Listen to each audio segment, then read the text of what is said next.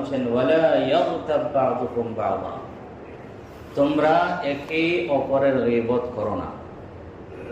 এরপরে আল্লাহ সুবহানাহু ওয়া তাআলা গীবতকে তুলনা করছেন, দেখেন তুলনা করে বলতেছেন আইয়ুহিব্বু আহাদুকুম আন ইয়াকুলা লাহমা আখিহি মাইতা, তোমাদের কেউ কি এই কথা পছন্দ করবে যে সে তার মৃত ভাইয়ের গোশত খাবে? এরপরে বলছেন ফাকারিহতুম, অবশ্যই তোমাদের কেউ এই কথা পছন্দ করবে না যে সে তার মরা ভাইয়ের গোশত খাবে। সুতরাং এই আয়াতের আলোকে গীবতকে মৃত মানুষের গোশত খাওয়ার সাথে তুলনা করা হয়েছে, মরা মানুষের গোশত খাওয়ার সাথে তুলনা করা হয়েছে গীবতকে। সুতরাং যে রিকশার ড্রাইভার গরুর গোশত খাইয়া রোজা ভাঙ্গে, সেই রিকশার ড্রাইভারের চাইতে তো ওই মানুষটা আরো জঘন্যতম যে মরা মানুষের গোশত খাইয়া রোজা ভাঙ্গে। নাউজুবিল্লাহ, ঠিক না? গীবত করা মানে হচ্ছে মরা মানুষের গোশত খাওয়া। গরুর গোশত তো রমজানের নির্দিষ্ট সময় আছে না, মানে সেহরির সময় শেষ হওয়ার পর থেকে শুরু করে ইফতার সময় আসার আগ পর্যন্ত নিষেধ, এরপরে গরু গোশত খাওয়া যায় না। তো রিকশার ড্রাইভার এমন একটা জিনিস খাইয়া রোজা ভাঙছে যে জিনিসটা ওই নির্দিষ্ট টাইমের জন্য নিষেধ, এর আগে বা পরে কিন্তু যায়। আর আপনি গীবত করলেন, গীবত করে আপনার রোজার সবটাকে বিনষ্ট করে দিলেন। আপনি খাইছেন কি? আপনি খাইছেন মরা বাই, আবার সাধারণ মানুষ না, মরা বাইয়ের গোশত। যার গোশত খাচ্ছেন সে আপনার এক ভাই, আবার সে মরা।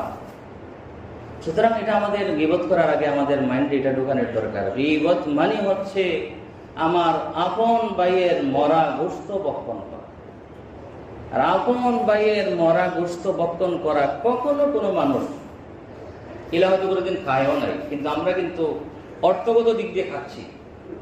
হ্যাঁ, বাস্তবে আমরা না খাইলেও অর্থগত দিক দিয়ে আমরা অনেকেই আমাদের ভাইদের গোশত খাচ্ছি।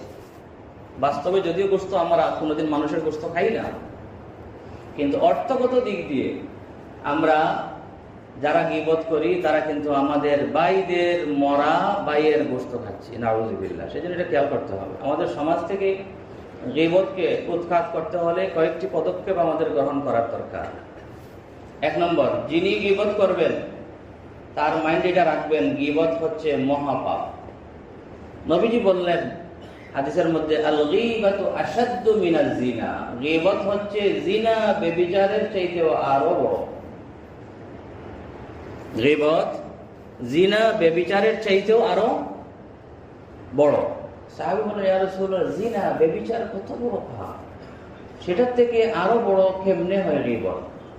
তখন নবীজি বললেন দেখো, ইন্না রাজুলা লা ইয়াজনি ফায়াতুবু ফায়াতুবুল্লাহু আলাইহি, একজন ব্যক্তি যদি ব্যভিচার করে, জিনা করে, হয়তো কোনোদিন তার অনুতাপ আসবে, সে তওবা করবে, তওবা করলে আল্লাহ পাক তার তওবাকে গ্রহণ করবেন।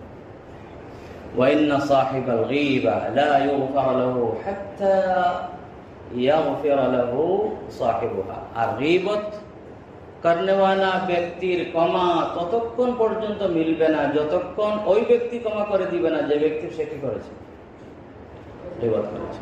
সুতরাং জিনার অপরাধের ক্ষমার মালিক আল্লাহ। আল্লাহ হচ্ছেন দয়াবান, করে দিতে পারে। মাফ চাইলে তওবা করলে তিনি তওবা গ্রহণ করে দিতে পারে।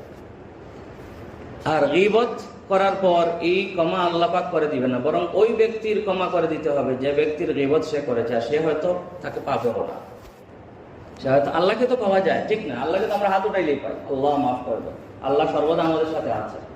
কিন্তু যে ব্যক্তির গীবত করলাম হয়তো সেই ব্যক্তিকে না পেতে পারে, অথবা পাইলেও হয়তো সে মাফ করে নাও দিতে পারে। সুতরাং প্রথমেই আমাদের মাইন্ডে আনতে হবে গীবত হচ্ছে মহাপাপ, জিনার চাইতেও বড়। গীবত হচ্ছে নিজের ভাইয়ের মরা ভাইয়ের গোশত খাওয়া। এটা মনে করলে কিন্তু সবাই কিন্তু সে উঠবে, ইয়া আল্লাহ এটা কি এত বড় পাপ, এটা করবো কেন? আর যিনি গীবত শুনবেন তার ক্ষেত্রেও কিছু বিষয় আছে। তিনি যদি একটু হেল্প করেন তাহলে গীবতকারী হয়তো গীবত করবে না পরবর্তীতে। এক নম্বর, যদি কোনো ব্যক্তি এর কাছে যদি অন্য ব্যক্তি গীবত করে, তখন সাথে সাথে বলে ফেলবেন ভাই ওর কথা বলে লাভ নাই, যদি আপনি মনে করেন উনি খারাপ, চলুন ওনার কাছে আমরা মীমাংসা করে নিব, খালাস।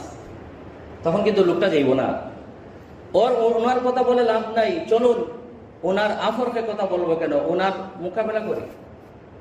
2 নম্বর হচ্ছে, যদি এমন কোনো ব্যক্তির গীবত আপনার সামনে করা হয় যে ব্যক্তি সম্পর্কে আপনি ভালো জানেন, তখন নিয়ম হচ্ছে ওই ব্যক্তির গীবত কান করে শুনবেন, শোনার পর এর প্রতিবাদ করবেন। ভাই আমার জানা মতে তো ভালো, আপনি এগুলো কি বলছেন?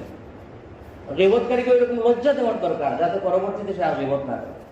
সুতরাং এমন ব্যক্তি সম্পর্কে যদি গীবত করে, যে ব্যক্তি আপনি চিনেন না, বলবেন যে ভাই আমি ওনার সম্পর্কে কিছু শুনতে চাই না, আপনি যা বলছেন সত্য মিথ্যা হতে পারে, এক কাজ করুন, ওনার কাছে আমরা দুজন চলে যাই, কারণ এক মুমিন আরেক মুমিনের ভাই, কল্যাণ চাই। সুতরাং ওনার ভিতরে কোনো দোষ থাকলে চলুন আমরা দুজন চলে যাই, ওনাকে গিয়ে বলি যে আপনার ভিতরে এরকম এরকম এরকম আছে, যাতে উনি সংশোধন হয়। আর যদি ওই ব্যক্তি সম্পর্কে আপনি আগ থেকে জানেন, সাথে সাথে প্রতিবাদ করবেন, আপনি যা বলছেন আর বলবেন না, আমি তো ওনার সম্পর্কে ভালো জানি, ওনার ভিতরে তো ওইরকম বিষয় হতেই পারে না।